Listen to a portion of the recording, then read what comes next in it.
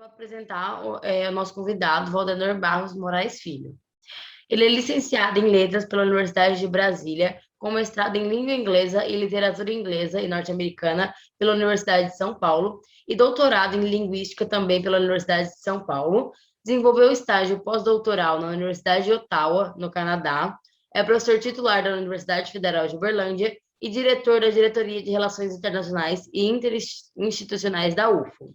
Então, essa palestra de hoje ela vai visar o compartilhamento da experiência com o objetivo de inspirar as visões que agreguem a aprendizagem dos participantes, com o intuito de integrar os alunos sobre os programas que a Diretoria de Relações Internacionais possui, tanto quanto explicar o funcionamento e a aplicabilidade dos editais, como também abordar outras informações que possam ajudar os alunos a participarem da mobilidade internacional. Então, tendo isso em vista, agora eu vou passar a palavra para o professor Valdenor, e mais uma vez eu queria agradecer a participação do senhor. Muito obrigada. Obrigado. Eu vou falar de maneira geral, o título vocês vão perceber que eu não estou falando de mobilidade, apesar de que o foco deste encontro é falar sobre a mobilidade, mas para além da mobilidade. Acho que a internacionalização envolve aspectos para além disso.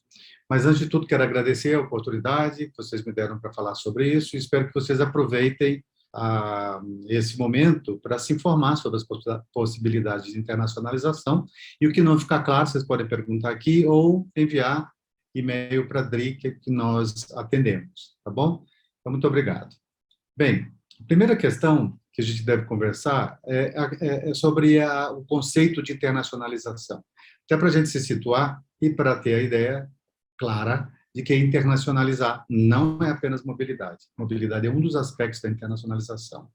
Então, tem um conceito que vem sendo debatido desde os anos 90, de que internacionalizar implica mudanças organizacionais, mudanças institucionais.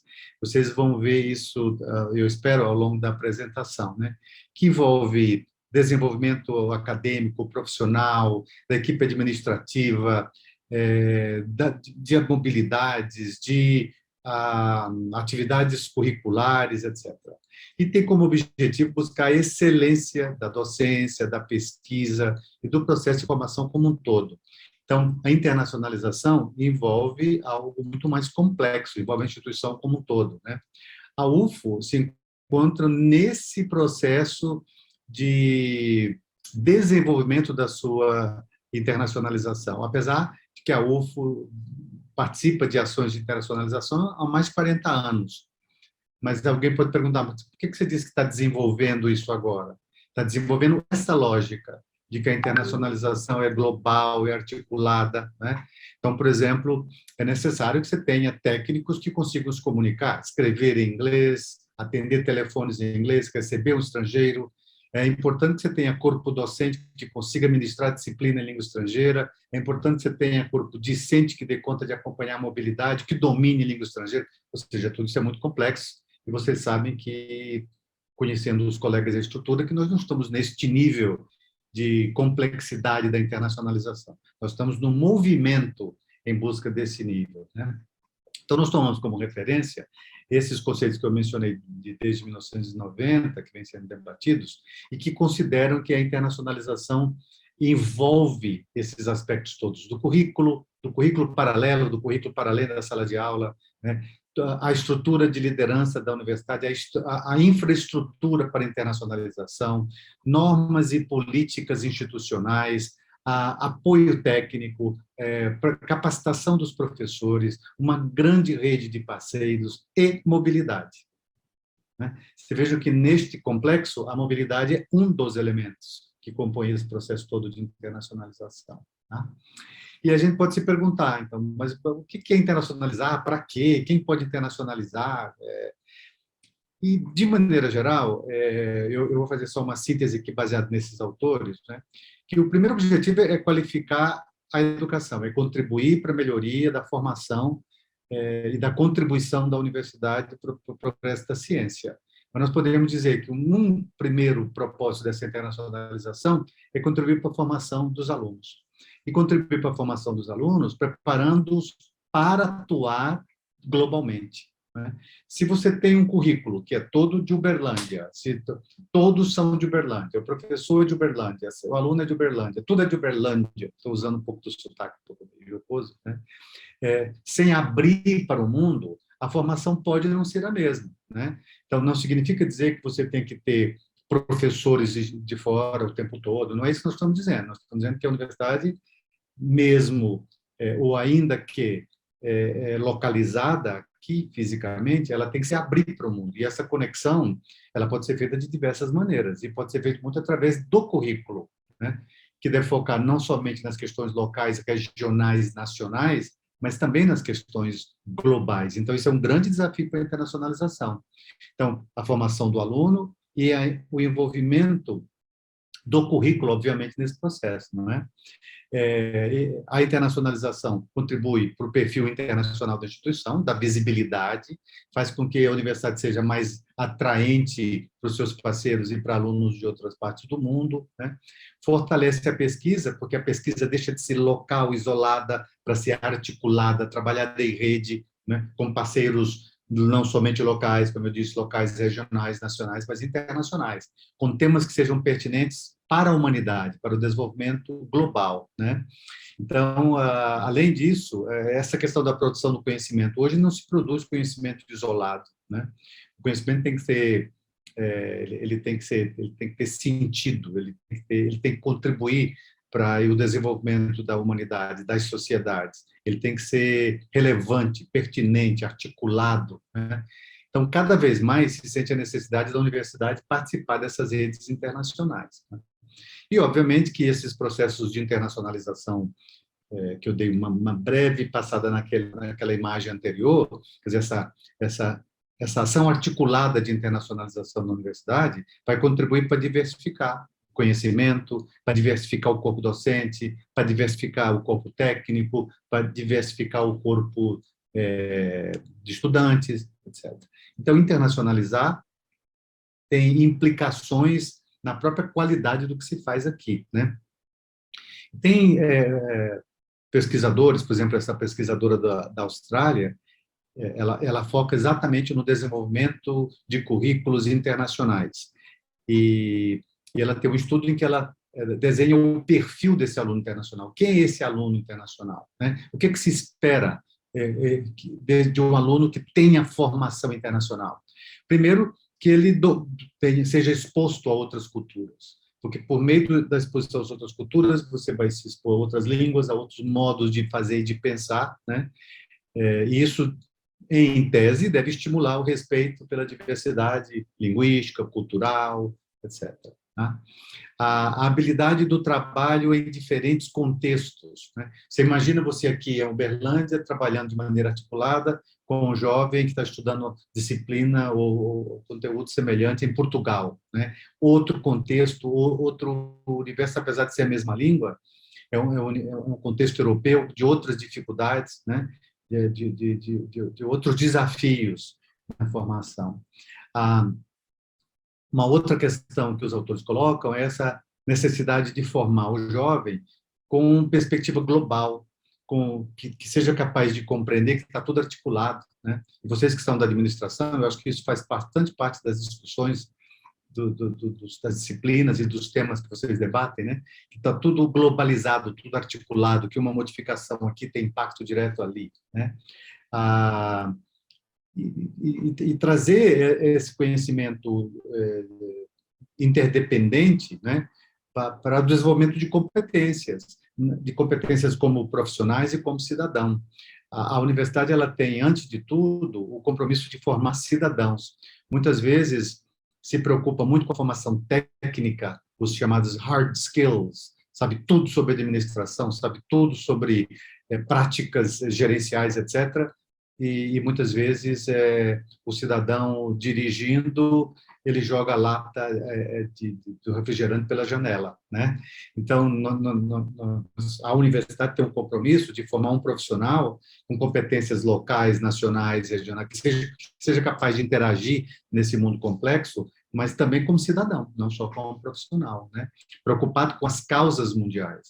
Então, e essa habilidade de trabalhar não só autonomamente, mas também de modo colaborativo, respeitando questões éticas, ecológicas, sustentabilidade.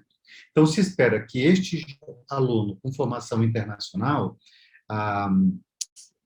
desenvolva competências para além das competências técnicas e para além das competências que sejam necessárias apenas localmente, né? Então, esses são aspectos a observar.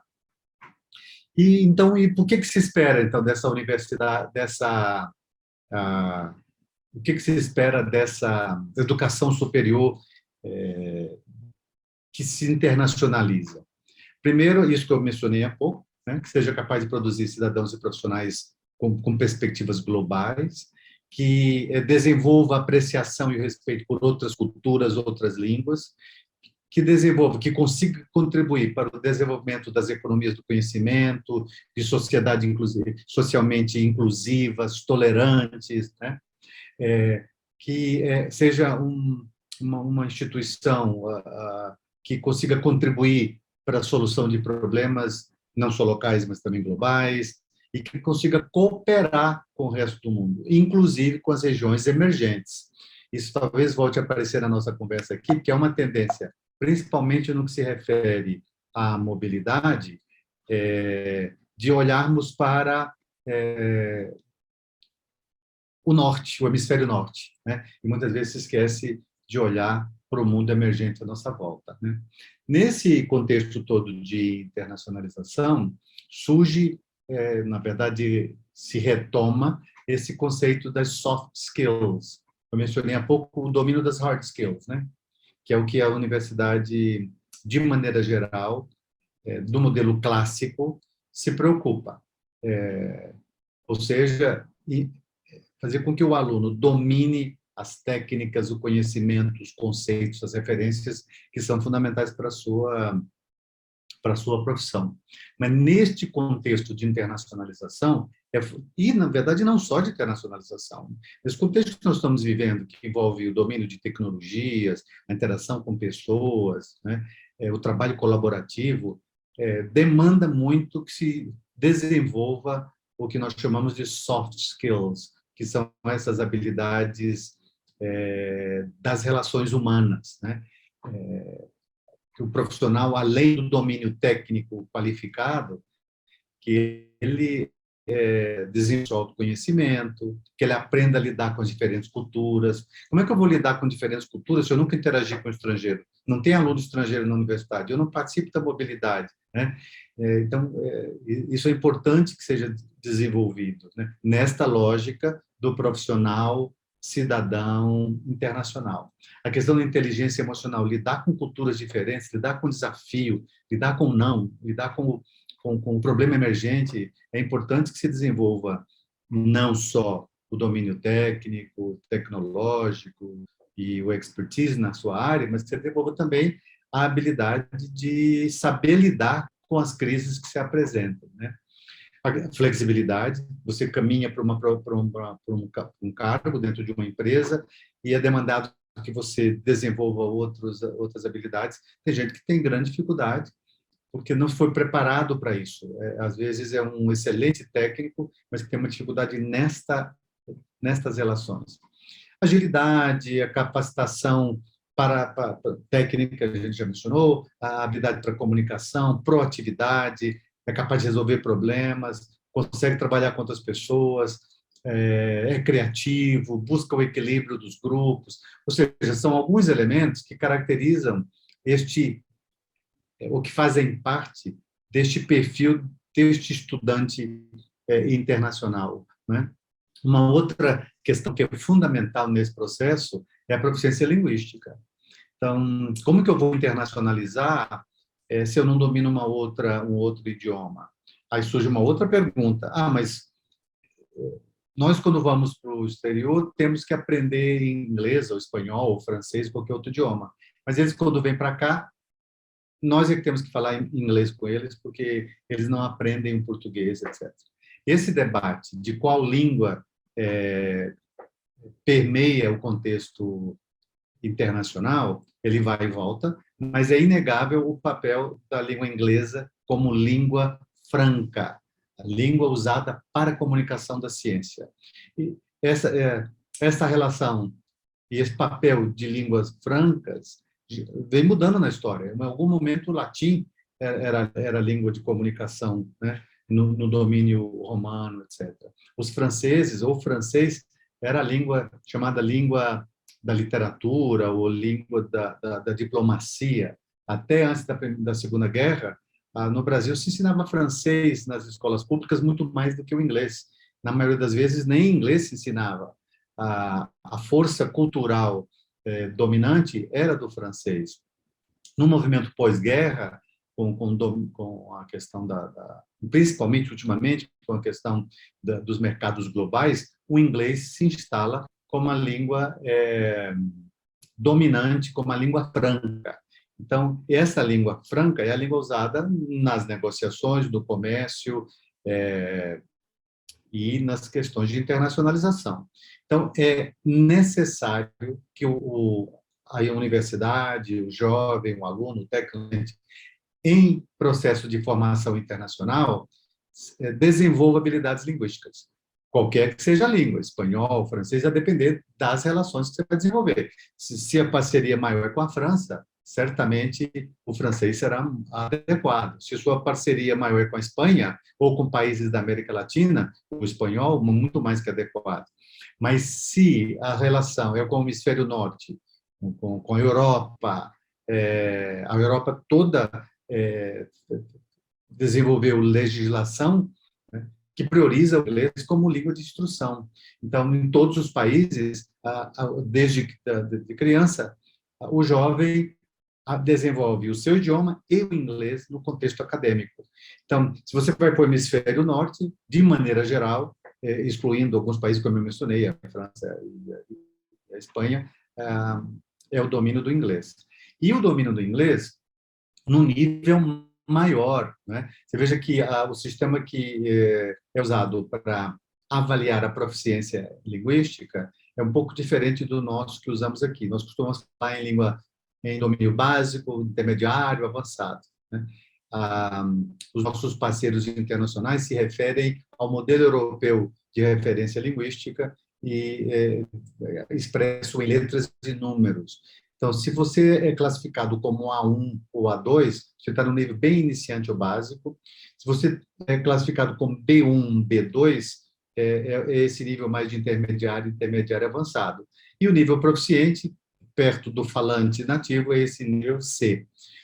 As parcerias que a UFO tem com as universidades, a grande maioria concentra a sua demanda no nível B2, ou seja, você tem que comprovar nível intermediário ou intermediário alto de domínio.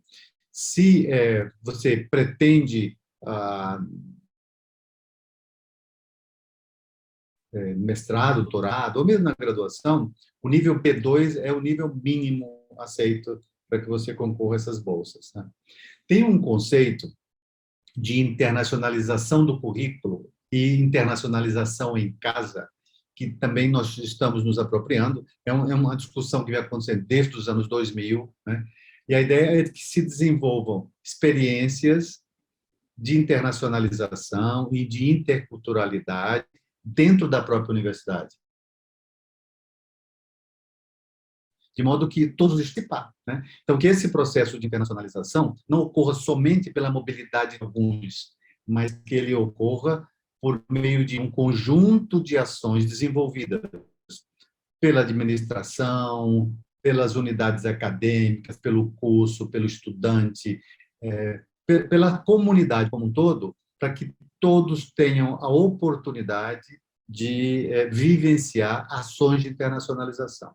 Isso implica, por exemplo, trazer mais jovens internacionais para cá, né? A UFO recebia antes da pandemia, agora nós vamos ter que buscar isso novamente, por volta de 70, 80 jovens do mundo inteiro ao longo de um ano.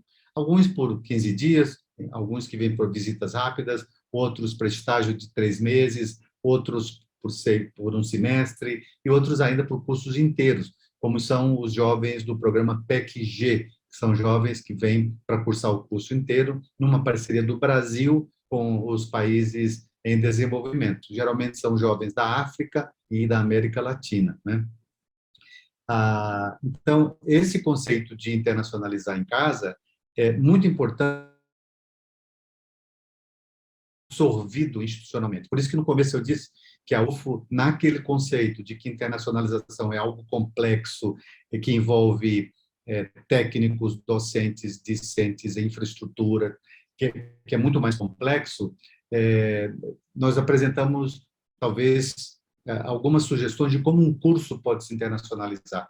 Porque não se trata de uma ação da DRI, não se trata de uma ação de reitoria, não se trata de uma ação isolada da Faculdade de Administração, se trata de uma ação articulada mesmo, que tem a ver com o conceito, tem a ver com o currículo, né? Então, algumas sugestões que a gente apresenta para os cursos de graduação para que elas possam caminhar nesse processo de internacionalização. Por exemplo, como é que o projeto pedagógico ou o curso estimula essa mobilidade acadêmica out, essa daqui para fora? Há reconhecimento dos cursos, das disciplinas, reconhece atividades que você desenvolve virtualmente no seu currículo ou não, né? E como é que se dá essa mobilidade acadêmica in? Há um movimento do curso de estimular a vida de jovens de outros países, a parceria. Há alguma discussão no curso, por exemplo, sobre o nível linguístico, que é desejado do aluno ou que é desejado do corpo docente? Por exemplo, a Faculdade Tecnológica de Monterrey, no México. Para você formar, você tem que comprovar o nível B1 em qualquer idioma. Pode ser inglês, preferência inglês, mas pode ser qualquer outro idioma. Mas você tem que comprovar que você está no nível intermediário. Não precisa ser o B2, mas tem que ser o B1, senão você não recebe o diploma. Essa não é a cultura brasileira, né? E a gente nem discute isso. Mas se nós queremos caminhar para a sua formação no nível internacional, esse é um debate que tem que acontecer. E o professor, né? Até que ponto espera-se que um professor de uma instituição internacionalizada também desenvolva habilidades linguísticas? Vocês têm exemplos aí na administração, professores que falam inglês fluentemente, francês fluentemente, né? Então, mas dentro da universidade como um todo, isso ainda não é uma cultura, né? Por exemplo, professores estrangeiros. Quantos professores estrangeiros tem no corpo docente do curso, da unidade, dentro da universidade? E esses professores estrangeiros, eles estimulam a atração de jovens de outros países e também essa internacionalização local, né? Que pode ser feita por meio da oferta de disciplinas em língua estrangeira dentro do seu curso. O alunado quer, pois saibam que tem curso que o aluno rejeita, faz até movimento contrário, né? Então, a universidade como um todo, e o curso como um todo, e o corpo docente tem que desejar essa internacionalização e entender que isso envolve muito mais, como eu venho repetindo aqui, né? Que temas são debatidos no curso? Por exemplo, como é que se dá a relação de temas locais, globais, discutidos dentro do curso? Por exemplo, como é que se trata os objetivos do milênio, os objetivos de sustentabilidade, a Agenda 2030 da Unesco? Coloquei esse link aí para depois vocês explorarem. Como é que a UF se insere nisso? Como é que seu curso insere nisso, né? A universidade ou o seu curso tem acordos internacionais estratégicos para a área? Por exemplo, Babson College. Eu sei que o Babson College é muito conhecido na área da administração. Nem sei dizer se é referência para a área, mas é muito conhecido. Há interesse da área em manter parcerias com o Babson College? Quais são as dificuldades nisso, né? Há um portfólio do estudante, por exemplo, se você participa de internacionalização e de ações de internacionalização, isso entra no seu histórico, não entra no seu histórico, né?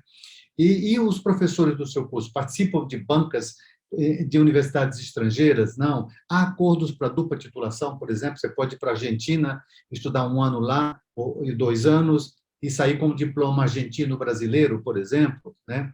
E o seu curso é reconhecido internacionalmente, né? E o seu curso e a sua área tem um site em língua estrangeira que seja atrativo para a comunidade internacional? Ou seja, são alguns pontos que apontam que essa internacionalização é mais complexa, né? Como eu disse no começo.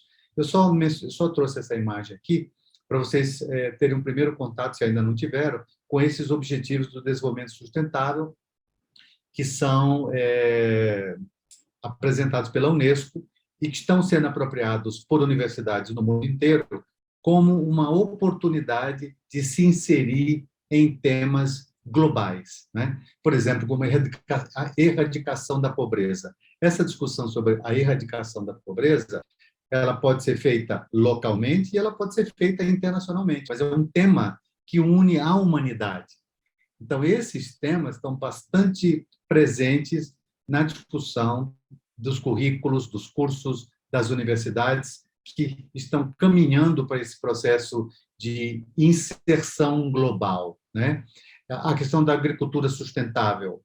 Não dá mais para se desenvolver, se pensar em desenvolvimento sem considerar sustentabilidade, né? E não dá para se pensar isso localmente.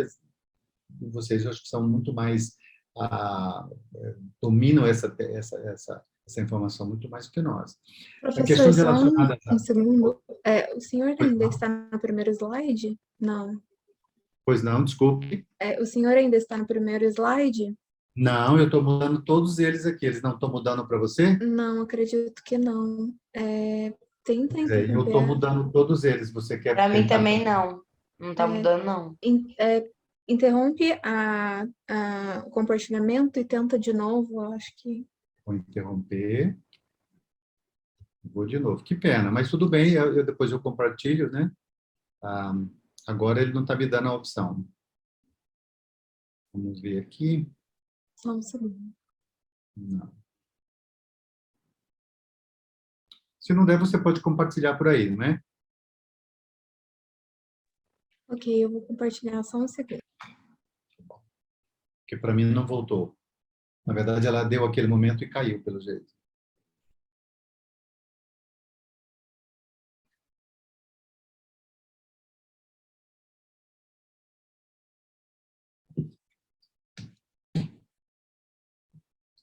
Pode ir avançando.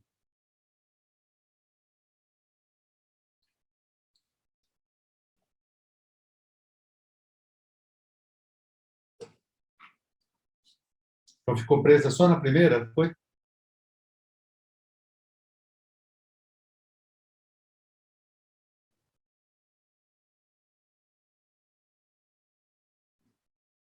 Pode avançar, que nós estamos nos objetivos do milênio, um quadro com 17 objetivos. Isso, eu falei sobre esses temas todos, proficiência linguística, falei sobre o conceito de internacionalização. Então, eu estava me referindo a esta tela, né, que apresenta graficamente os objetivos do milênio. Então, eu estou tentando mostrar para vocês que esse processo de internacionalização envolve a todos, né? Envolve uma decisão de curso, envolve uma decisão de unidade, envolve uma decisão de universidade, envolve uma decisão de país. Por exemplo, o Brasil não tem uma política nacional de internacionalização, tem ações isoladas de internacionalização, né? E por mais que haja um desejo para essa internacionalização, há muito também preconceito de áreas que entendem que essa internacionalização que ela seria prejudicial porque ela reduziria as individualidades. E não é nessa lógica que nós trabalhamos na perspectiva da internacionalização agregadora, né?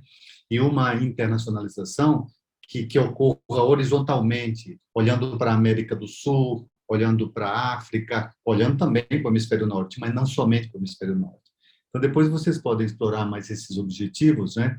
Mas a proposta desses objetivos do milênio, trazida pela Unesco, é de que todos os países membros da associação, da Unesco, da ONU, possam contribuir para o desenvolvimento sustentável da humanidade. E esses 17 objetivos são divididos em muitas metas, e as universidades estão sendo convidadas a desenvolver suas ações de internacionalização de modo a contribuir para o desenvolvimento desses objetivos. Você pode mudar? Então, falamos bem aberto sobre essa questão de internacionalização, agora a gente chega em mobilidade. E hoje, com a pandemia, com os novos tempos, nós temos que entender essa mobilidade, porque ela não é mais só física, né? Nós começamos a desenvolver ações de mobilidade virtual, naquela lógica que eu mencionei há pouco sobre o desenvolvimento do currículo em casa, né? Participar de ações de internacionalização sem sair de casa. Então, nós temos que perguntar todas aquelas questões que eu apresentei no começo. Para que mesmo que eu vou participar de uma mobilidade? Né? Porque eu quero contribuir para o desenvolvimento da ciência, porque eu quero contribuir para o desenvolvimento da universidade, para a integração da universidade nessa rede internacional, porque eu quero contribuir para a minha formação, porque eu quero desenvolver minha formação de modo que eu consiga competir internacionalmente, né? Então, esse conceito de mobilidade, ele pode ser nacional, internacional, ele pode ser isolada, pode ser mobilidade articulada em rede, né? De graduação, pós-graduação, pode ser de curta duração. Nós temos mobilidade de 15 dias, ações de mobilidade de 15 dias, por exemplo, as visitas técnicas, né? Então, são várias questões que envolvem mobilidade. E essas questões, muitas vezes o jovem universitário consegue participar de uma ação de mobilidade internacional, mas ele às vezes não consegue a validade no seu curso. Então, por isso que nós precisamos crescer mais nesse conceito. Essa lógica de mobilidade virtual, que está cada vez mais se aproximando de nós, tem a ver com a realização de cursos e atividades online, de modo colaborativo, internacional, né, mediado pelas tecnologias. E que isso ficou bastante mais presente depois da pandemia. Existia antes, mas agora é muito mais presente. Vocês podem mudar a tela para mim, por favor? Então, nesta tela, que é uma imagem já um pouquinho antiga, ela é de 2015, mas vejam o que eu acho interessante, o que ela traz. Uma projeção da evolução da mobilidade dos estudantes no mundo. Você veja que em 1975 eram por volta de 800 mil estudantes, em 75.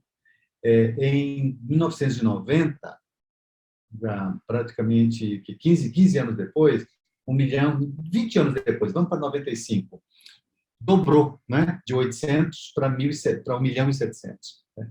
Você veja que em 2010 já eram mais de 4 milhões de jovens em mobilidade. E a projeção para 2025 é que ultrapassássemos 8 milhões de jovens estudando em instituições diferentes ao longo do mundo. Claro que esses números vão ser afetados pela pandemia, né? Mas isso é interessante mostrar como esse é um movimento que nos parece irreversível, né? Ele vai num crescente, ele se mantém estável na década de 70, 80, e ele começa a subir da década de 80 para cá, principalmente com o fortalecimento, o desenvolvimento dessas ações dessa economia global, né? Vejam a próxima tela, por favor. Olhando para a mobilidade dentro da América Latina, veja que números interessantes. Os países que mais recebem estrangeiros dentro da América Latina, né, na América Latina, circulação na América Latina, é Cuba, o dobro do Brasil. E olha o tamanho de Cuba e olha o tamanho do Brasil, né? Então, são decisões estratégicas que vêm sendo tomadas que mostram para isso. Então, o Brasil está no segundo lugar, mas a República Dominicana, que é um país pequeno, recebe 15% desta mobilidade regional, né? Já os países que mais enviam jovens para esse movimento de mobilidade interregional, aqui na região do Caribe e da América Latina, do Haiti, talvez por razões das dificuldades que o Haiti vivencia, né? De educação, de saúde, de economia, essa dificuldade ambiental, etc. E quem mais manda, então, depois do Haiti? Bolívia, Colômbia, Peru, Venezuela, Equador, e o Brasil está lá para trás. Então, o Brasil recebe mais jovens da América Latina do que envia, até porque, em grande medida, o jovem do Brasil não quer ir para a América Latina, ele quer ir para Espanha, Portugal, Estados Unidos, Canadá, etc. Né? Então, esse é uma outra questão que faz parte desse debate sobre internacionalização. E aqui, à direita, são os campos de atuação dos jovens que vêm para o Brasil, né? E do Brasil que vão para fora. Então, você veja, no primeiro nível lá, Ciências Sociais e Direito. Então, esse é o maior número de pessoas que vêm para o Brasil, vêm para esta área de Ciências Sociais e Direito. Com 39% dos jovens que vêm para cá têm interesse nessa área, que insere a área de vocês, né? Se não aqui nas Ciências Sociais, aqui nas Humanidades, 8%. Então, você veja que o interesse nas áreas biológicas, por exemplo, 2%. Para estudar línguas, literatura e artes, 2%. Então, a grande maioria dos jovens que procuram o Brasil, procuram cursos nessas áreas. Social, direito, ciências da saúde, engenharia, humanidades, aí vem agricultura e este combinado de áreas aí que tem a ver com ciências da terra, espaço, química, física, matemática, chega a 4%. Já os que saem daqui, 28% saem na área de ciências. Você veja a barra embaixo, né? Como o número é menor. O que é interessante é na engenharia. Veja que os nossos jovens que vão para fora, na grande maioria, na verdade é a maioria, são na área das engenharias. Na próxima tela, nós trouxemos uns dados que mostram para onde os alunos da UF foram nesse período aqui de 2007 a 2020. Esse período de 2007 a 2020 tem a ver com o movimento inicial da nossa internacionalização, mas muito a ver com Ciências Sem Fronteiras, né? Então, você veja que os jovens foram, em grande maioria, para a França, especialmente em torno das engenharias, né? Porque havia financiamento naquela época do programa Ciências Sem Fronteiras. O Brasil enviou mais de 100 mil jovens para as diversas partes do mundo, e aqui na França há um programa específico para engenharia, chamado Brafitec, com bolsas do governo federal. A UFA envia por volta de 5 a 10 jovens por ano. Nós temos, no momento, na França, por volta de 25, 30 jovens com bolsa, estudando dupla titulação. Vão voltar para o Brasil com o diploma brasileiro e o diploma francês. Está tudo certo aí? Conseguem ouvir? Você pode voltar um pouquinho só na tela anterior? Só mais uma coisinha que eu queria chamar a atenção. Do 417. E aí entra uma questão importante, que é o domínio da língua. Então, muitos jovens... Portugal tem um nível de educação fantástico, né? De excelente qualidade, tecnologia de ponta, né? Mas muitos dos jovens que se direcionaram para Portugal durante o Ciências Sem Fronteiras nesse período foram atraídos pela língua, pela ausência do domínio do inglês ou do francês. Você veja que nos Estados Unidos o número foi interessante, 331, né? E para a Espanha, 99. Então, mesmo com bolsa, com investimento gigantesco do governo federal, a nossa mobilidade se manteve mais ou menos estável aqui, né? Com alguns outros países sobressaindo aqui, ó, Austrália, né? Austrália, Canadá, dá para ver esses outros, Itália, né?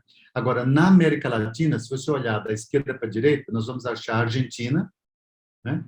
Com 36, mas depois a Bolívia com, não, deixa eu ver, Bolívia com 11, e aí os números vão diminuindo. Tá? Só para a gente ter uma ideia de como se dá essa mobilidade do jovem aqui na UF. Tá? Pode mudar, por favor. Então, não sei se vocês conseguem ver bem essa tela, mas o que nós estamos... Essa tela é de um estudo da Unesco, né, mostrando para onde os estudantes do Brasil, de onde vêm os estudantes do Brasil, de onde vêm os jovens que estão aqui, considerando o mundo. Naquela tela anterior, eu mostrei a mobilidade na América Latina, aqui, olhando para o mundo. Sabe onde eles vêm? Primeiro, Angola. E aí tem a ver com a questão das parcerias do Brasil com a África, e tem a ver com a questão cultural e linguística da proximidade que nós temos. Então, de Angola, nesse período aqui, que acho que foi o ano de 2017, 69. Na sequência, Colômbia, 1668. Então, e depois Peru, depois Japão, as nossas relações históricas com o Japão, depois Paraguai, Guiné-Bissau, Bolívia, Argentina, Portugal. Você veja que na relação, naquela tabela anterior, veja que Portugal está em segundo lugar, né? No número de jovens que foram daqui para lá. Mas nos jovens que vêm de lá para cá, está lá embaixo no percentual. Né? Então, e você veja nos países de origem, nós não temos aqui jovens de países de língua inglesa. Nosso jovem quer ir para os Estados Unidos, para o Canadá, para a Austrália, né, Nova Zelândia, mas o jovem de lá não se sente atraído por questões, inclusive, linguísticas, né, que a gente apresentou um pouquinho antes. Então, vamos lá. No próximo, nós mostramos aqui para onde vão os nossos alunos, né? Aqui de maneira bem geral, segundo a Unesco, nesse estudo 2017. Então, segundo esse estudo, a maioria dos nossos jovens vão para a Argentina. São 16 mil, neste ano, 16.248 jovens foram para a Argentina. Mas você veja que na relação de jovens que vêm de lá para cá, a Argentina deve estar no 10º lugar. Você vê, Angola, Colômbia, Peru, Japão, Paraguai, Guiné-Bissau, Bolívia, Argentina. Está em 8º lugar. Mas na relação Brasil para fora, a Argentina está em 1º lugar. Então, essa parceria e esse intercâmbio, ele precisa ser mais equilibrado para que o desenvolvimento da internacionalização seja uma ação mais institucional, de longo prazo, que seja, como eu apresentei aquela definição no começo, que seja articulada, né? Que não seja uma ação isolada. Depois, é o 2º lugar, Estados Unidos. 3º lugar, Portugal, também com as questões linguísticas e culturais que nós falamos. Aí depois você vem Austrália, Alemanha, França, Canadá. Você veja que no nosso destino, quando você olha para os países que vêm para cá e para onde nós vamos, praticamente não há ou há pouca correspondência. O próximo, para vocês terem uma ideia, que nesse período, então, quase 2 mil jovens participaram de mobilidade. Mas olha o período, são 13 anos, não é? 13 anos. Então, em 13 anos, nós tivemos aproximadamente 10%, um pouco menos de 10% dos nossos alunos de graduação. O ideal é que esse número seja muito maior, que tenhamos esse percentual anualmente, não em 13 anos. Né? Mas para que isso ocorra, tem que haver um compromisso da instituição como um todo, tem que haver uma política nacional de internacionalização que não tem que ter orçamento que ainda não tem, né? E tem que ter esta visão coletivizada. Né? Então, por isso que é muito interessante que vocês trouxeram esse assunto para o debate. Né? Na próxima tela, nós vamos falar um pouquinho sobre esse conceito de mobilidade virtual. Não dá para negar, ele veio para ficar com a pandemia, certamente não vai substituir a mobilidade física, né? Porque nada substitui o contato humano, a experiência em loco, né? Mas nesse conceito de internacionalização em casa, de currículo em casa, as ações de mobilidade virtual vão ser cada vez mais frequentes. Nós temos publicado alguns editais convidando jovens estudantes da UFO para participar de cursos gratuitos. E saibam vocês que a procura é mínima, 1, 2, 3 alunos, 1, 2, 3 alunos. E parte disso tem a ver com a cultura, nós não temos esse hábito, muitas vezes o curso ainda não se apropriou de validar essas experiências, e também a questão linguística, né? A grande maioria é ofertada em inglês e espanhol. Mas a vantagem dessa mobilidade virtual, primeiro, é porque é escalonável. Você imagina, nós podemos, se desenvolvermos essa cultura institucional, se for, por exemplo, o interesse da administração e de vocês no PET ajudarem a fazer esse movimento, vocês podem, por exemplo, participar de cursos praticamente no mundo inteiro, por meio dessas parcerias que o curso já tem, que o International Office da Administração, que é um excelente, inclusive é pioneiro nessa organização, que escalonar. Você pode fazer em grande escala, quer dizer, você pode colocar uma turma inteira em ações de mobilidade sem sair de casa. É flexível, porque você pode participar de cursos síncronos e não síncronos, né? É, pode, pode ser simultâneo, eu não preciso parar o que eu estou fazendo para desenvolver, não preciso eu ter que sair da minha casa. A grande maioria desses cursos são gratuitos também, nessa relação de parcerias. Essa mobilidade virtual vem para ficar. A próxima tela, nós apresentamos um modelinho rápido do que a Europa vem discutindo sobre esse conceito de virtualidade, de cursos de mobilidade virtual. Você veja que uma universidade pode oferecer uma disciplina no seu currículo, a universidade que é anfitriã, mas o material pode ser de uma outra universidade, numa relação de parceria, né? O jovem pode aprender online e usar os seus créditos em casa. Então, a ideia é de que a universidade do futuro pode caminhar para esse conceito de desterritorialização. A universidade não fica necessariamente presa aos muros, né? Mas o conceito de que as universidades em rede podem se articular para a oferta de disciplinas, para ação de mobilidade, para desenvolvimento e pesquisa. Tá? Na próxima tela, não sei se vocês conhecem esta expressão no inglês, né? Ask not what your country can do for you, ask what you can do for your country. Isto foi dito pelo John Kennedy no seu discurso de posse em 1961, e o Lula fez uma adaptação para o seu discurso de posse aqui também, né? Se vocês forem recuperar o discurso de Lula, ele usa essa mesma estrutura, pelo menos, eu acho que no seu primeiro mandato. Pergunte o que você pode fazer pelo país e não o que o país pode fazer por você. Eu trouxe essa citação apenas para tentar trazer um estímulo para vocês, de que a internacionalização, eu vou fazer uma analogia com essa, vou tentar fazer uma analogia com essa afirmação, com essa fala do Kennedy. O processo de internacionalização, ele vai depender, em boa medida, de uma ação que venha do estudante, né?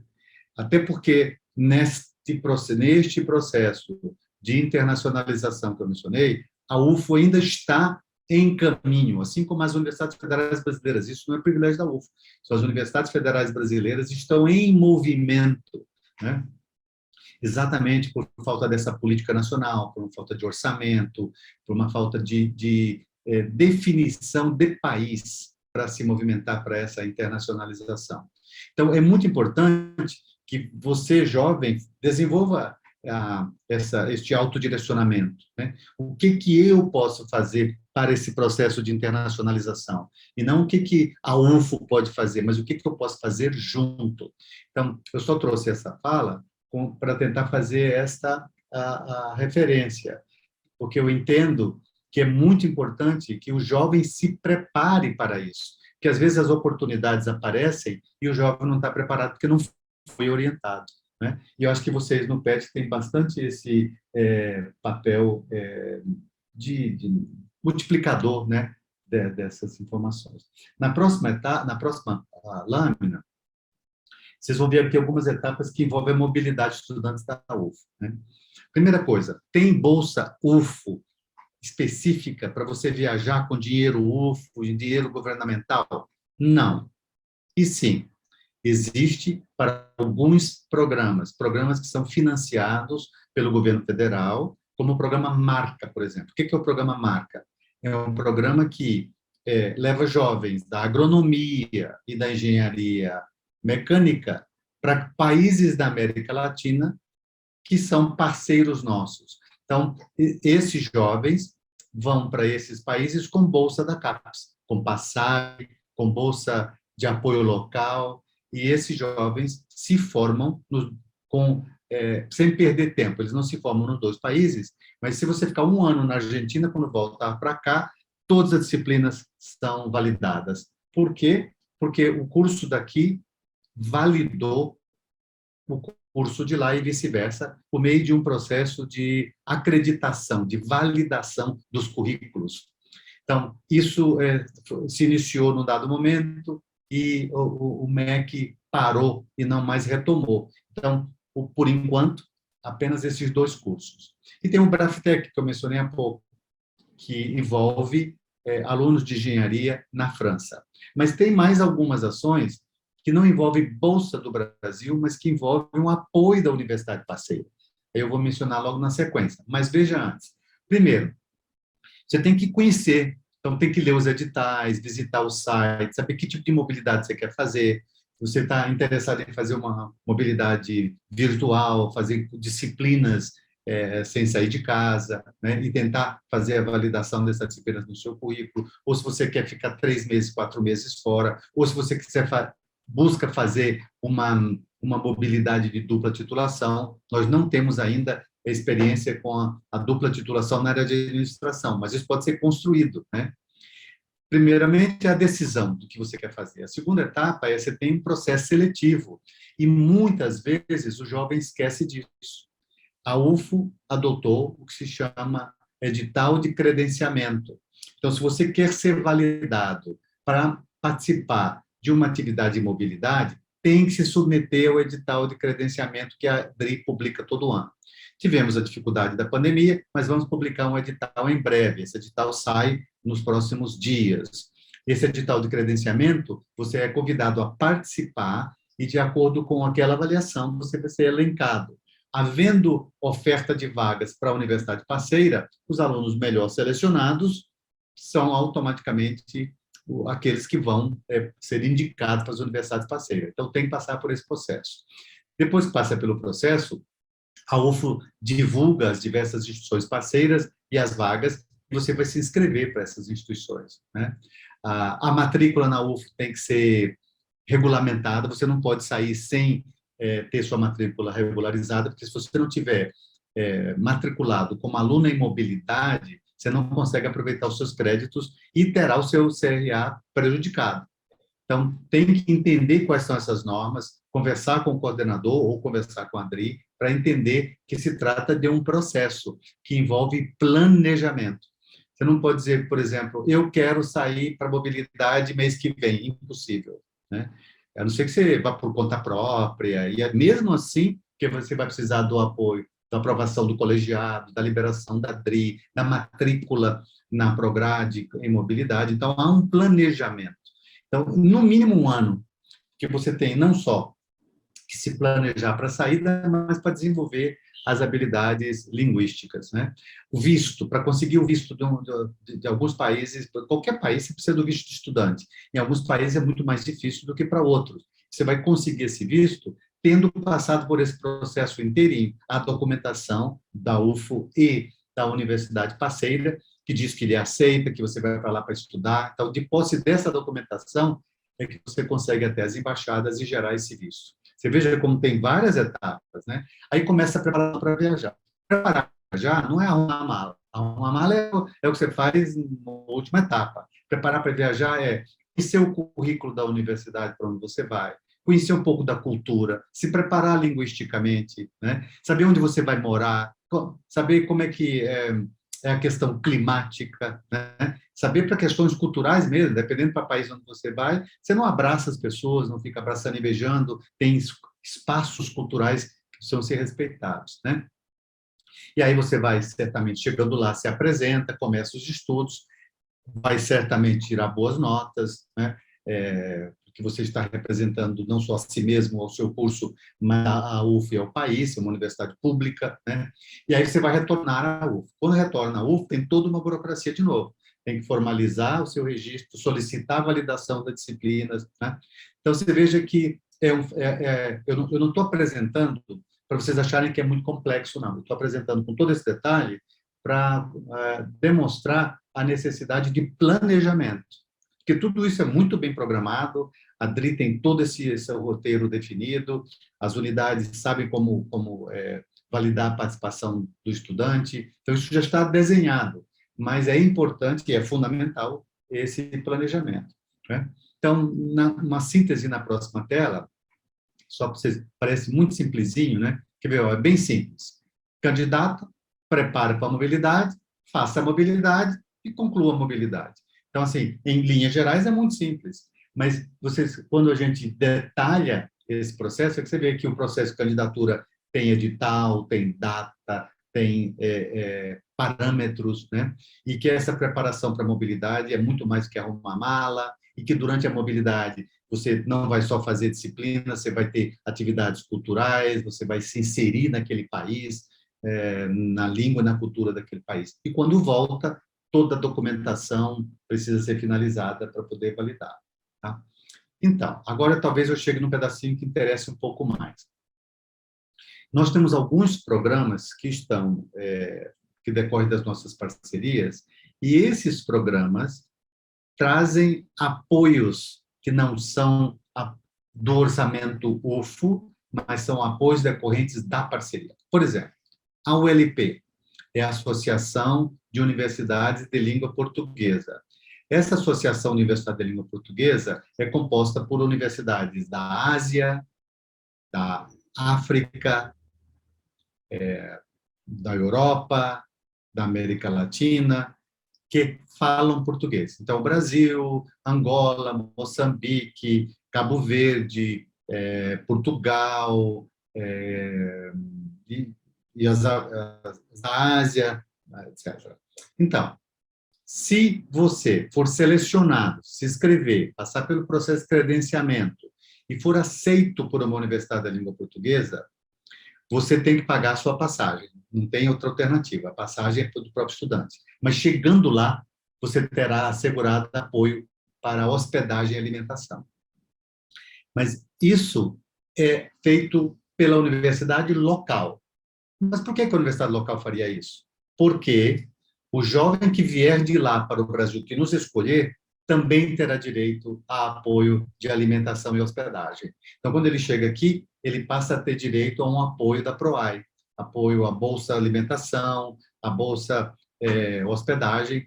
Tudo é muito simples, porque são os mesmos apoios que os nossos alunos têm, não é um apoio adicional.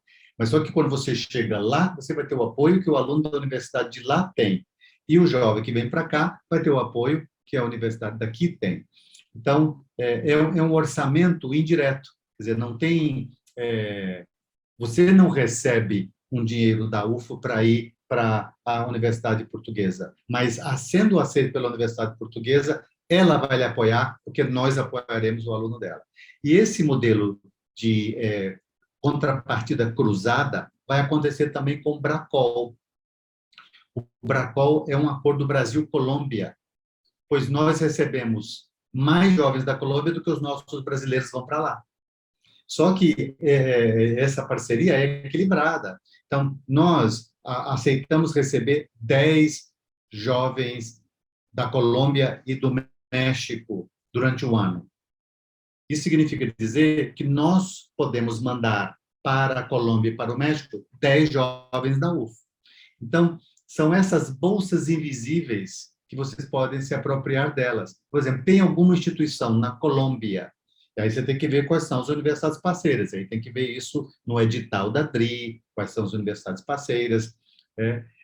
Na Colômbia, você pode se candidatar, e, como eu disse, a dificuldade vai ser com essa passagem, você vai ter que achar um mecanismo de apoio que não seja pelo programa.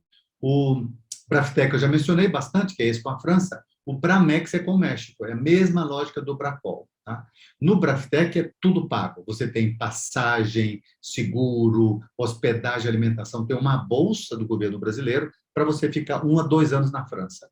Mas, como eu disse, o foco é nas engenharias. Já o Bramex e o Bracol é livre, depende do interesse do estudante. O Eiffel é uma bolsa do governo francês, mas aqui ela tem endereço bem direcionado para os melhores alunos da engenharia. E aqui nós estamos falando de aluno de engenharia com nota superior a 9 em CRA. Né? Geralmente é um aluno ano, e a UF tem sempre participado disso, mas bem focado. O ELAP. O ELAP é um programa do governo canadense. Aqui você ganha tudo também.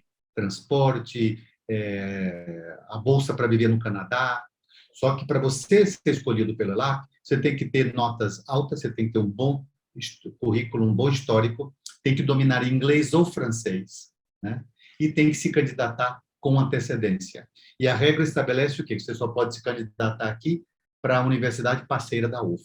Então, essa bolsa ELAP é uma das mais demandadas, né? E nós conseguimos, é uma bolsa para o mundo, é uma bolsa do governo canadense para jovens do mundo.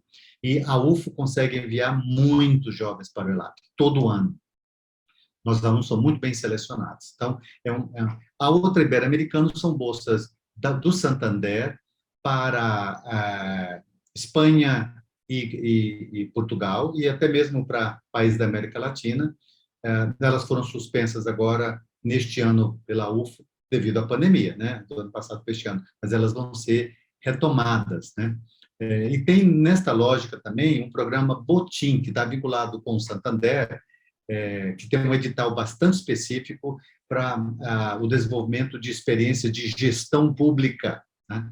Então, Ibero-Americanas/Botim são bolsas que podem lhes interessar. Então, tem que ficar sempre atento para os editais. Normalmente, esses editais específicos, o edital de credenciamento é publicado em novembro, no final do ano, mas o edital específico, como esses que eu estou apresentando aqui, normalmente são publicados em fevereiro, março, abril, maio, por aí. Tá? O programa Marco eu já mencionei, esse de agronomia e mecânica, tá? E tem o PUMA, que é um programa que vai começar ano que vem, que é para universidades da América Latina e mesmo de outros continentes, que desenvolvem ações em língua francesa. Não significa dizer que a universidade é de língua francesa, como a UF, por exemplo. A UF tem curso de francês. Então, a UF pode participar do programa PUMA. Então, a característica desse programa PUMA são universidades do mundo inteiro, mas que se ligam pelo fato de validar ou de reconhecer a importância do francês como idioma. E o modelo de bolsa é o mesmo desse do Bracol, do Bramex, da ULP. A universidade que recebe dá o apoio ao estudante. Na próxima tela, a gente vê como se dá o processo seletivo. Aqui é mais uma síntese do que eu já falei. Como são muitas informações, eu estou falando sem parar, é bom depois vocês olharem esse PowerPoint que vai ficar disponível, né? Mas para os programas de maneira geral, primeira questão tem que participar do edital de credenciamento da DRI. Porque esse edital de credenciamento é que vai definir se você atende às regras, se você está matriculado, se tem CRA mínimo, se não está a risco de jubilamento, porque se deseja, com esse processo de internacionalização, contribuir para a formação e para a conclusão do curso, e não para dificultar, né? Então, passa-se por um filtro técnico, por isso que é fundamental e é condição sine qua non participar desse edital de credenciamento. E aí vem essas chamadas complementares, como essas que eu mencionei, daqueles diversos programas. E aí, uma vez feita a chamada, você tem que se credenciar, se candidatar, e se selecionado, a universidade, então, lhe dá o suporte. O Braftec e o EIFEL são bastante específicos, são esses que tem bolsa internacional para engenheiros, né? E tem o chamado candidatura individual. O que acontece? Aquela universidade que você quer ir, você quer ir para uma universidade na Suécia, que tem uma ação de administração muito forte, que tem uma parceria com a FAGEM, por exemplo. Mas, naquele ano, a parceira não ofertou vaga para a UF.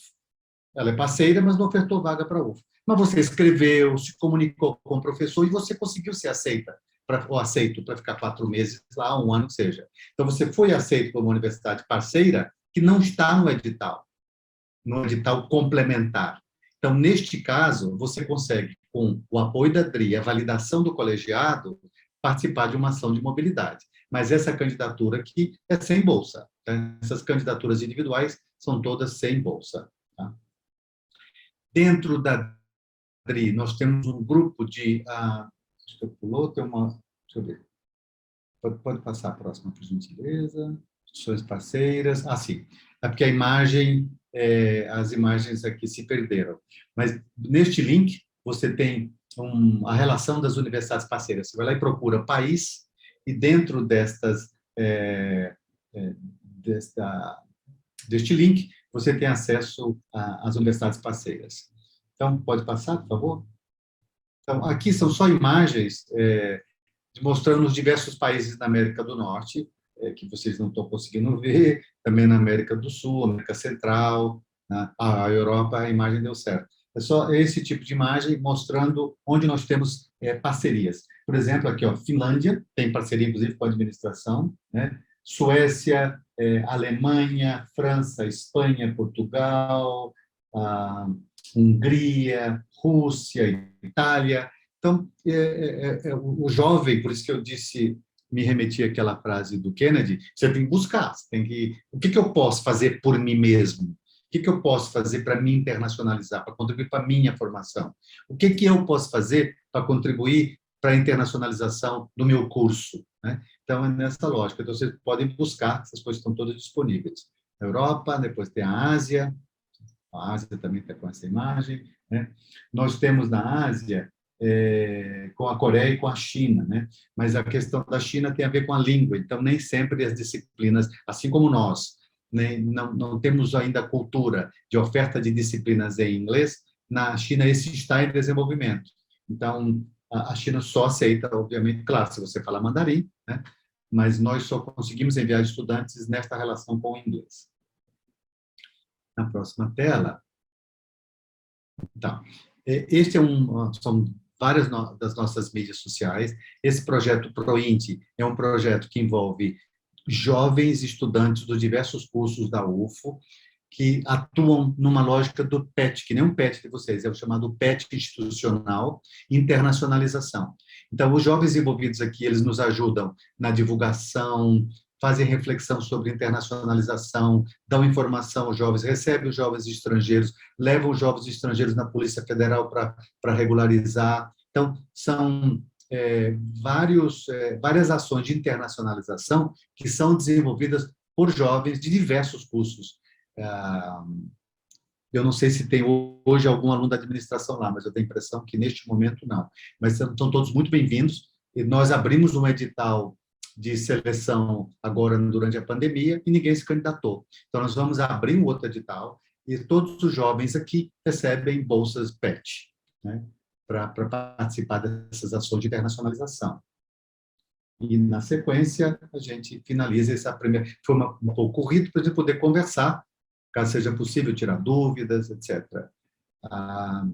Ficou um pouco corrido, eu espero que vocês possam aproveitar e que a gente possa retomar ou conversar a partir daqui. Alguém me perguntou se a prova de proficiência deve ser o TOEFL. Não necessariamente. Nessas relações de parceria que nós temos com as universidades, essas que eu mencionei, países parceiros, não precisa do TOEFL para mobilidade de curta duração. Mas se você vai para fazer uma mobilidade de 1 ano inteiro, de 2 anos, aí exige-se o TOEFL ITP, que é um TOEFL feito em papel ou até mesmo online. E esse exame, ele vai ser aceito a depender da universidade. Inclusive, universidades na Europa vão aceitar o TOEFL, né? TOEFL em inglês. Agora, se você vai para a França, o exame é outro, Delft. Se você vai para a Espanha, é DEL, é outro, né? Se você vai para a Argentina, é Cielo, CELO. Então, são exames de proficiência que são exigidos a depender da universidade. Tem universidade que aceita apenas um atestado local, dizendo o seguinte: olha, este jovem tem o nível B2 e ele está pronto para a mobilidade. Então, por isso que o ILEEL realiza um exame chamado Profilim Mobilidade, né? Normalmente em fevereiro, março de cada ano. Tá? E muitas vezes o jovem desconhece disso. Aí o jovem que não se preparou para a mobilidade, ele vai fazer mobilidade e na hora de se candidatar, ele não tem o comprovante de proficiência. Então, esse comprovante de proficiência pode ser por um desses exames internacionais ou por meio de um teste de proficiência aplicado pelo Profileel, chamado Profilim Mobilidade. Professor, esse do Canadá, ele precisa do TOEFL ou ele aceita o ILEO? Não, esse do Canadá, normalmente ele vai exigir o IELTS. O Canadá não trabalha muito com o TOEFL, é com o exame IELTS. Mas, na grande maioria, eles aceitam atestado nosso. Entendeu? E, às vezes, eles aceitam um atestado nosso para você concorrer e depois eles fazem entrevista com você. Então, na entrevista, eles decidem se você tem condição de acompanhar ou não, né? Então, é um combinado. Gente, eu enviei esse formulário rapidinho, agora eu vou interromper o senhor rapidinho. Esse formulário que eu enviei, vocês que estão aqui presentes precisam preencher para que possa ser emitido o certificado, tá? Então, eu enviei o link para que vocês entrem nele e preencham. Aí agora a gente vai abrir para as dúvidas, né? Quem quiser já sair, mas agora a gente vai abrir para as dúvidas para ter esse momento de comunicação com o professor, para caso as pessoas queiram tirar dúvida, pode ou mandar no chat ou abrir o microfone mesmo.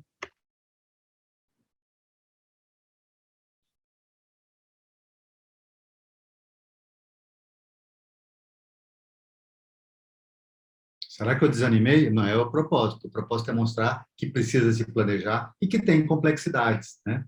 Eu vejo, por exemplo, os jovens, vocês da administração e do grupo PET, que vocês têm um desafio de tentar, de contribuir para esse processo de internacionalização, estimulando mudanças dentro do currículo, contribuindo para a formação linguística, fazendo debates mais regulares, estimulando ou buscando conhecer mais quais são essas possibilidades de mobilidade, quais são as parcerias que a área da FAGEM pode desenvolver ou desenvolve, né? Pode falar, Carlos, você tem alguma dúvida?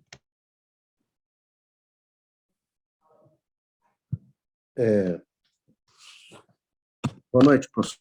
Boa noite, colegas. O senhor me ouve? Sim, bem. Professora, eu queria uma dúvida.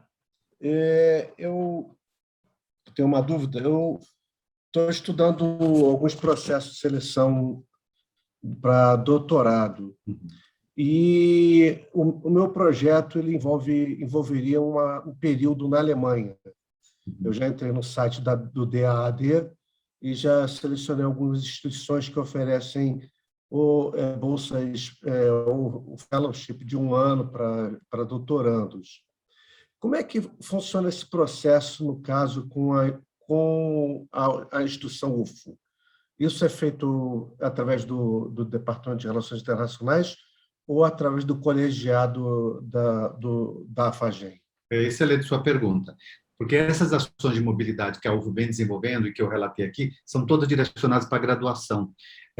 A pós-graduação, como ela tem uma característica de liberdade muito específica, as relações com os parceiros internacionais se dá por meio do curso, do colegiado de curso. Se você já é aluno, se você é professor, se você é aluno, se você é aluno UFO hoje de um curso de doutorado, você consegue caminhar por um doutorado sanduíche na Alemanha com bolsa governamental, porque a FAGEM e o curso de administração faz parte do projeto PRINT. Então, a pós-graduação tem financiamento próprio, né? E muitas vezes você consegue a bolsa na relação direta com o parceiro, como DAD, por exemplo, ou você consegue a bolsa por meio desta participação institucional. Só que para você ter acesso à bolsa PRINT, você tem que ser já aluno do doutorado e você vai desenvolver um doutorado sanduíche, ou seja, vai ficar 1 ano, até 1 ano lá, desenvolvendo a sua pesquisa. Então, nós temos esses 2 modelos. Você, sozinho, vai buscar pelas agências, né? Como você está fazendo, consultar o DAD, ou você busca esse apoio estando vinculado a um programa na instituição. Normalmente, se você está vinculado a um programa na instituição, fica mais fácil você achar as parcerias e achar, inclusive, a bolsa, como é o caso do PRINT. Né? Perfeito. Então, muito obrigado. Prazer. Professora, eu tenho uma pergunta também. No caso de, por exemplo, a gente achar algum programa em alguma outra instituição que não tenha vínculo com a UFO, né, e que a gente se adeque para se candidatar, como que a gente faria para ter essa relação com a UFO para depois nosso diploma ser validado, nesse sentido? Também uma pergunta bastante interessante. A primeira coisa que eu acho que todo mundo tem que fazer é fazer o edital de credenciamento. Porque o edital de credenciamento te coloca no circuito, né? E, havendo a parceria com aquela instituição, você já está pré-selecionada ou já credenciada. Então, primeira regra, não abandonar o edital de credenciamento. Mesmo que você ainda não tenha certeza, não tenha sido selecionada, mas que você está num processo de planejamento, o credenciamento é o primeiro passo. Tá bom. Agora, você está atrás de uma universidade que a UFA ainda não tem um acordo. O que você faz? O colegiado. Então, quem vai validar é o colegiado de curso. O colegiado tem o poder de dizer o seguinte, olha, você está indo para essa universidade no Chile, a UFO não tem parceria com essa universidade no Chile, mas você vai fazer, o que você vai fazer lá, esta disciplina, aquela disciplina, são do interesse para a sua formação e nós validaremos. Então, por isso que nós colocamos a decisão na mão do colegiado. Primeiro que é o colegiado que decide sempre, né? Mesmo quando tem a parceria com a UFO, o colegiado pode se negar, né? Porque a parceria é com a universidade, mas pode ser que você vá para aquela universidade fazer disciplinas que não sejam pertinentes para a sua formação. Então, sempre é necessária a conversa com o colegiado. Mas, neste caso, que nós chamamos de candidatura individual, a relação com o colegiado não é só importante, ela é fundamental, essencial. Sem ela, você não viaja. Por quê? Para você poder ir para o exterior numa ação de mobilidade, você tem que receber uma carta da DRI que diga esta jovem, este jovem, pode se afastar em mobilidade, portanto, deve ser matriculado em mobilidade. Então, quem informa a Prograde que você pode ser matriculado em mobilidade é a DRI. E a DRI faz isso analisando a documentação. E a documentação que é essencial nesse caso é o parecer do colegiado. Agora, uma vez tendo esse interesse, a primeira coisa é dizer para o seu professor, para o seu orientador, para o seu coordenador, é o seguinte, esta universidade, eu entendo, pelo contato que eu tive, deveria ter parceria com a UFO. Né? Vocês podem, a FAGEM tem interesse, o colegiado tem interesse, porque quem gera a demanda é a unidade acadêmica. A DRI, ela não faz parceria por si só, exceto em alguns casos, por articulação estratégica, por exemplo. Nós estamos tentando fazer uma com a Malásia. Essa com a Malásia, ele é uma instituição privada, mas eles têm tanto interesse no Brasil que eles te pagam uma bolsa para ir para lá. Então, eles te recebem lá, eles te dão apoio lá, né? Então, esse é um caso que nós somos articular, mas na grande maioria dos casos, o acordo é originado na unidade acadêmica. É a unidade que decide que é pertinente, então tem um roteirozinho, já é nosso site, tem todo um passo a passo. A unidade tem que fazer o seguinte, ela tem que justificar, ela dizer o seguinte, eu quero desenvolver parceria com a Universidade X no Chile, considerando que há afinidade com o que fazemos, que discutem temas relacionados ao desenvolvimento sustentável, à administração de negócios sustentáveis, o que seja, o que seja. Então, ela faz esse conjunto e nos envia a solicitação de formalização. E, a partir daí, a DRI entra. Aí, a DRI entra com os contatos e tudo. Agora, se a universidade daqui, a sua área, tem um contato com o professor de lá, esse processo de formalização acelera e fica mais consistente, né? Porque senão o que vai acontecer é, você diz o seguinte, olha, eu tenho interesse com a Universidade X no Chile, eu não conheço ninguém lá, a minha equipe não conhece ninguém lá, né? A sua unidade não se posicionou, nós vamos escrever e dizer, olha, temos interesse em desenvolver, podem nunca responder, né?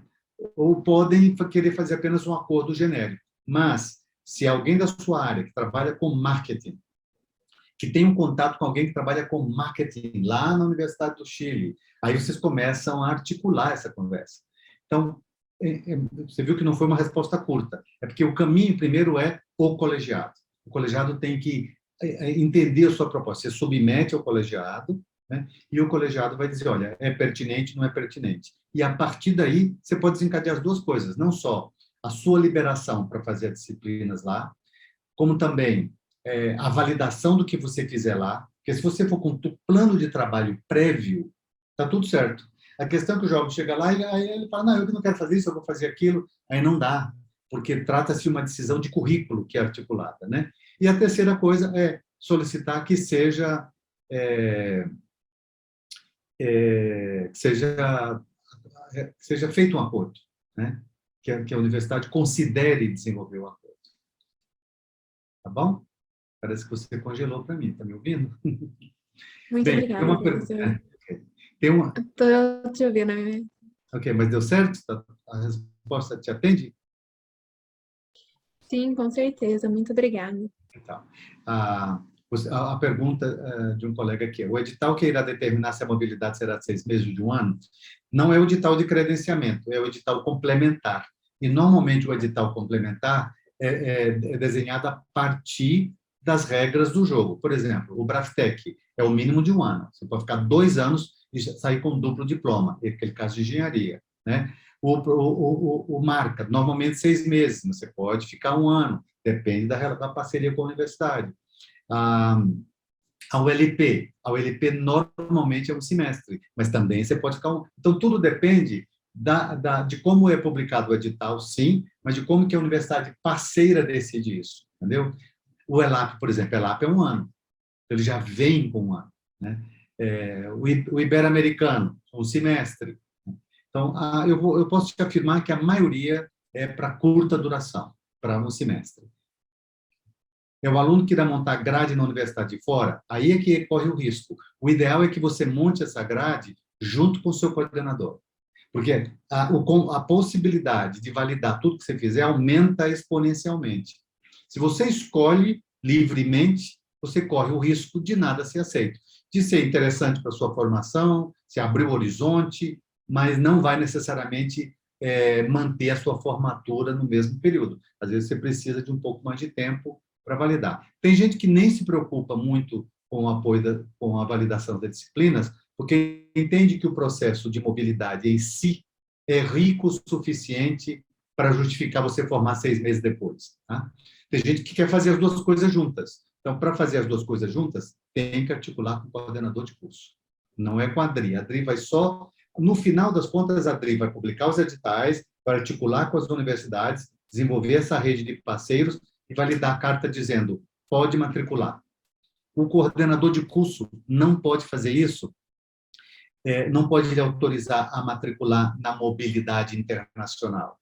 Ele tem todos os poderes do mundo para lhe matricular aqui, mas nessa disciplina é um acordo UFO que tem que ser via carta DRI.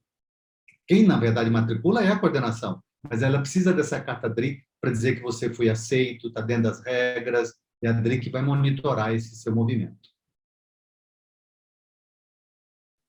Obrigada, professor. Acho que o Luiz quer perguntar agora. Sim, boa noite, professor. Só tem uma perguntinha bem que envolve bastante isso que o senhor acabou de dizer, acho que talvez o senhor já até tenha dito, peço perdão se for repetitivo, mas esse acordo, vamos supor que eu queira firmar um acordo com uma universidade inédita que não conste ainda desse edital de credenciamento do DRI. Esse acordo poderia ser, eu faria esse acordo com relação ao curso em que eu estou, e com relação ao período em que eu vou, ou outras pessoas de outros cursos poderiam se aproveitar desse acordo com essa universidade. Tem acordos de duas naturezas, o chamado MOU, chama Memorandum of Understanding. Esse Memorandum of Understanding é um acordo genérico. Tá? Então, normalmente, quando se faz um acordo genérico, é entre as instituições, é entre o UFO e a universidade. Depois, no segundo nível, se desenvolve o que se chama acordos específicos. Esses acordos específicos aí podem ser temáticos, né?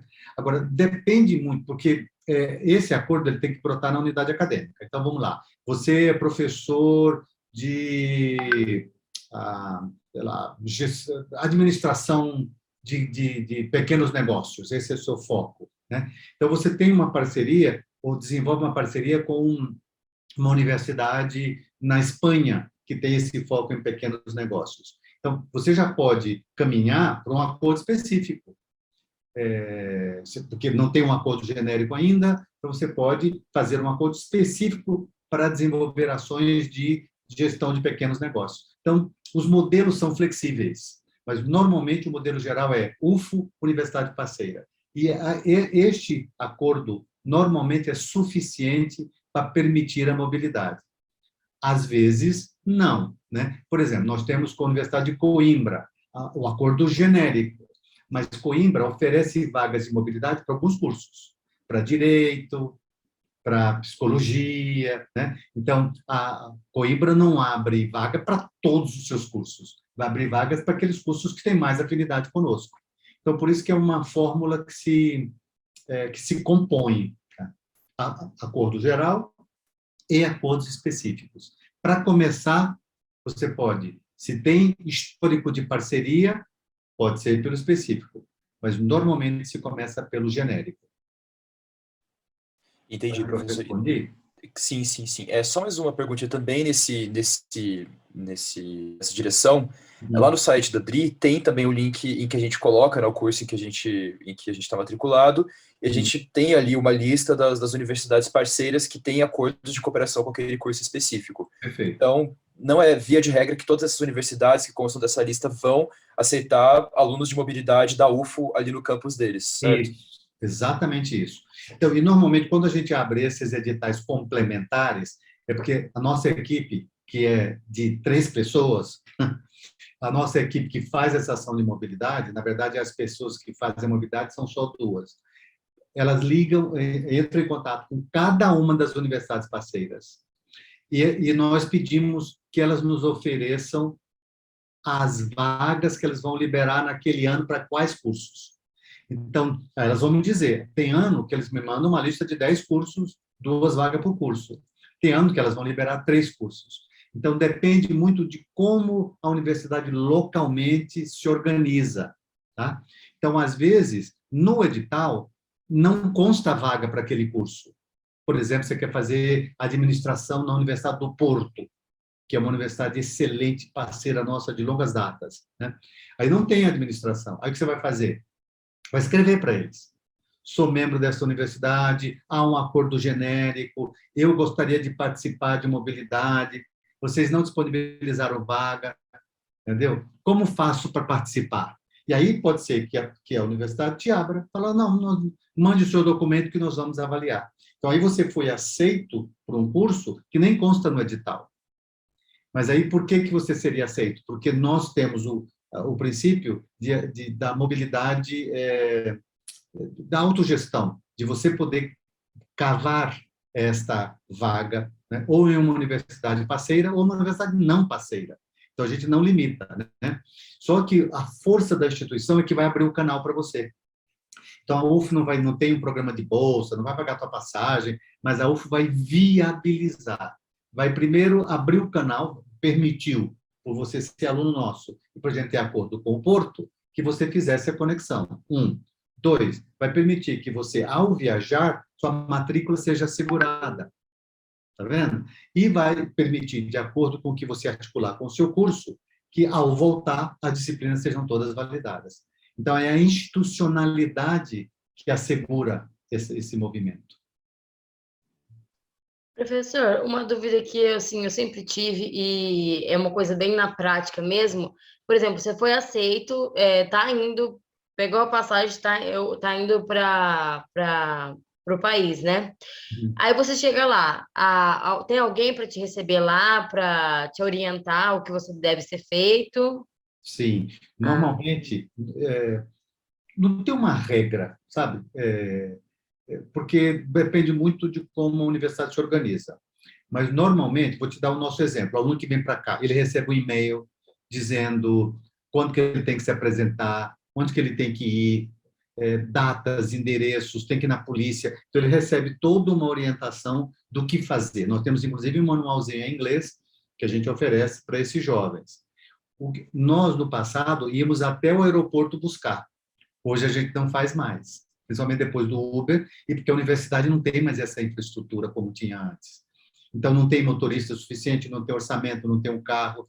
Às vezes, nós aqui, por meio desse projeto que eu mostrei ali para vocês, o ProInt, né? Por meio do ProInt, os nossos jovens desenvolveram um programa chamado Amigufo, que é um programa de recepção dos alunos estrangeiros. Então, antes mesmo deles virem, o jovem já contacta.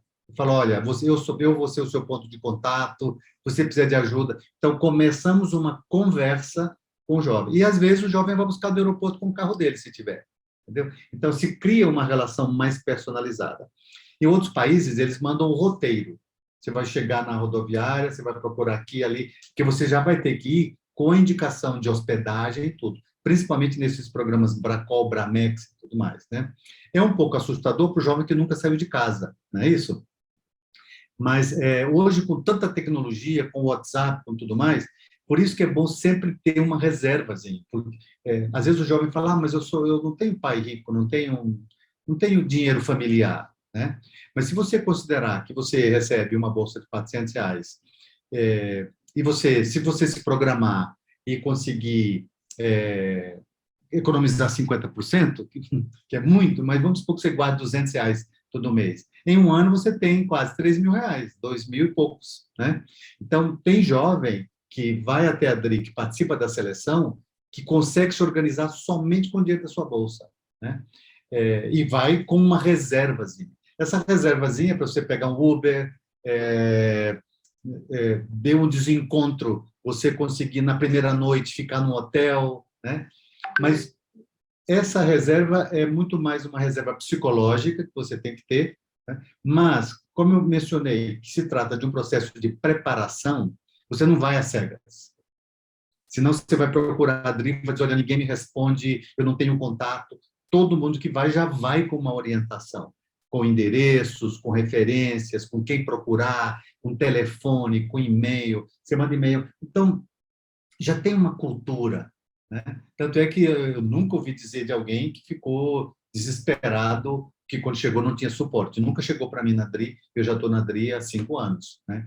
Então, não é uma prática esse abandono, tá? Então, e tem universidade que vai te buscar no aeroporto.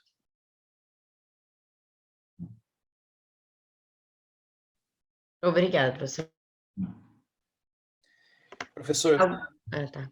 desculpa, só mais uma dúvida referente àquilo que o senhor me falou aqui, naquele momento. Uhum. Daí, com relação a esse tipo de candidatura, em que talvez não conste no edital, em que eu tenha que fazer esse contato um pouco mais específico com a universidade, para que eles possam diretamente autorizar ou não o meu ingresso, via de regra, com essas faculdades que constam do nosso edital, isso é feito tempestivamente, a tempo da minha candidatura ser compreendida dentro daquele mesmo edital de credenciamento? Sim. Por isso que a primeira coisa é você fazer o credenciamento, porque o credenciamento ele vai valer para o ano subsequente. Então, por exemplo, nós vamos abrir o credenciamento agora e você vai poder se candidatar até o 1º de 2023, acho. Eu tenho que ver as regras que saíram no edital. Então, fez o credenciamento, ele te dá mais segurança, não é? Porque se você não fez o credenciamento e vai tentar essa candidatura individual, pode ser que quando você for candidatar, eles já tenham assinado acordo conosco, ou já tenham ofertado uma vaga complementar, aí você vai ficar de fora. Entendeu? Então, por isso que o primeiro passo é participar do credenciamento. Esse é inegociável. Tá? Agora, a vaga que você vai negociar, o ideal é que você já comece até antes, entendeu? Porque você, se olhar se for o caso, que você tem interesse numa universidade que não está no estado da DRI. Como é que você faz isso? Explora o site da DRI, vê quais são as universidades parceiras, veja se ela consta. Se ela consta, a possibilidade de você não conseguir sair individualmente aumenta, né? Se ela não consta, a possibilidade de você sair individualmente é maior, né? Agora, o que pode acontecer é aquilo que eu mencionei, ela consta, mas não oferece vagas, ou não oferece vagas para aquele curso. E aí é que você entra na negociação. Por isso que são duas coisas fundamentais. O CRA, ou notas razoáveis, né? Um histórico razoável e o domínio de uma língua, preferencialmente. Por exemplo, Portugal. Todo mundo quer ir para Portugal por causa da questão de língua. Eu já repeti isso algumas vezes hoje aqui. Mas em Portugal, praticamente a bibliografia dos cursos é em inglês, porque Portugal não tem um mercado editorial muito grande que justifica a tradução de obras. Então, de maneira geral, os cursos de graduação em Portugal seguem obras ou publicadas no Brasil ou em língua inglesa, né? Então, é uma ilusão dizer, não, eu não vou eu vou para Portugal porque eu não preciso saber inglês. Algum inglês você precisa saber para se movimentar, né? E algum espanhol você tem que saber. Você vai, não, eu consigo me virar no portunhol. Lembra que você vai chegar no aeroporto, perguntou a colega anterior. E se der alguma coisa errada no aeroporto? Você tem que saber perguntar como é que eu vou, para onde que eu vou, como é que eu pego um ônibus, né? Então, precisa de um domínio de uma língua complementar, nem que seja de sobrevivência. Então, são 2 investimentos. Entrou no curso, ou está no meio do curso, está no começo do curso, observar seu currículo, porque se houver concorrência, eles vão valorizar o currículo como melhor nota. Isso aí é padrão. E investimento em línguas. E hoje, com a internet, você não precisa pagar um curso caro. Você precisa desenvolver a habilidade linguística. Você pode fazer isso usando apoio de internet, cursos gratuitos, YouTube, né? Então, não pode achar que, por milagre, você vai fazer uma mobilidade sem nota e sem língua. Não dá. Professor, mais uma dúvida. Por exemplo, nessa relação que tem aqui das universidades, né? Tem, por exemplo, tem a Dalhousie University, que é do Perfeito. Canadá. Aí ela tá genérica aqui. Aí, para eu saber quais cursos vão ser ofertados, é através do edital só mesmo, né? Isso através do edital, ou se não aparecer no edital, aí você faz uma consulta TRI. Entendeu? Porque normalmente está no site, onde tem os acordos, aparecem as áreas de interesse.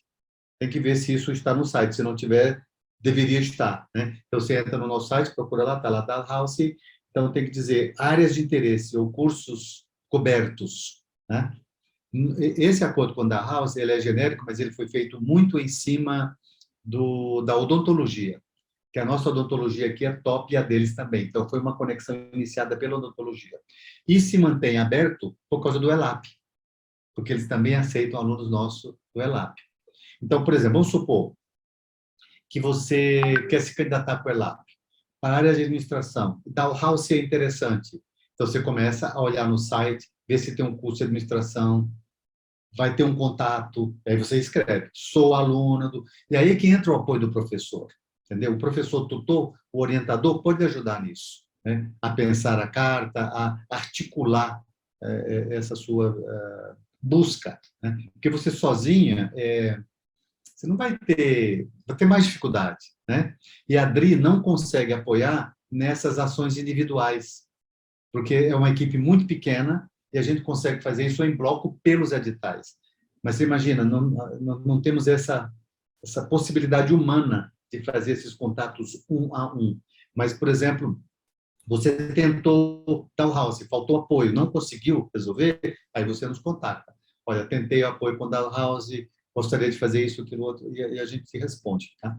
E vocês aí na administração tem a professora Verônica, que pode apoiar bastante. Ela é muito sintonizada, muito ligada nessas questões de internacionalização e responde pelo International Office. Certo, obrigada, professor. Então, tem essa possibilidade de eu me inscrever, como você falou, o importante é você se inscrever, né? Mesmo que seja para Alp, né? Para Alp, para outra, e depois ver essa possibilidade da outra universidade. É porque, é assim, você não vai, aquilo que eu disse há pouco, você não vai decidir para a mobilidade amanhã. Você tem que se programar. Então, se você está decidindo que quer ir para a mobilidade, o primeiro passo é o edital de credenciamento. E aí você vai ganhando tempo para se planejar, para buscar informação, para perguntar, né? Porque aí você já ganha o primeiro... como se fosse no joguinho, daquele que você ganha o primeiro nível, né? Então, a chave do primeiro nível é o credenciamento. E a partir daí, você vai buscar ou pelo edital ou por contatos individuais. Certo, obrigada, professor. Alguém tem mais alguma dúvida? Eu tenho só mais uma. Professor, alunos que têm dupla cidadania europeia, tem alguma facilidade em algumas faculdades ou nada a ver? Com certeza absoluta. Primeiro, você já não tem a preocupação com o visto. Claro que tem que ter, passa pela embaixada mesmo assim, porque você tem que ser vinculado como um aluno em movimento, né? Porque você vai sair com passaporte brasileiro. Então, tem ainda essa burocracia. Mas as universidades tendem a te aceitar com muito mais facilidade. Isso aí isso é fato.